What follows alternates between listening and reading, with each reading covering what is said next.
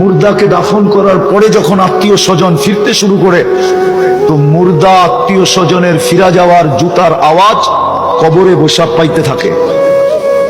তখনই দুই ফেরেশতা এসে জিজ্ঞাসা করে বসায়া, মা কুনতা তাকুলু ফি হাযার রাজুলি মুহাম্মাদিন সাল্লাল্লাহু আলাইহি ওয়াসাল্লাম, তোমাকে যে উম্মতে মুহাম্মদী বানায়া সমস্ত রহমতের মায়া মমতার ভান্ডার যে আল্লাহ পুরোটা ঢেলা দিছিলেন।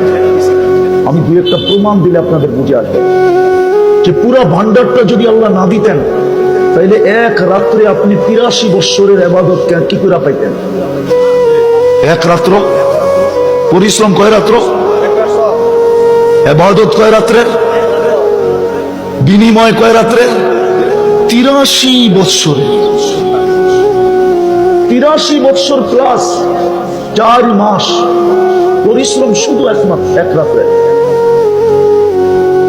তাইলে আপনাকে মায়া মমতার সর্বোচ্চ স্তর যদি না হইতো, তাহলে এক রাত্রে 83 বৎসরের ইবাদত দেয় কি করে? সামান্য সময় চিন্তা করলে 60-70 বৎসরের ইবাদত দেয় কি করে? একটু ভাবেন।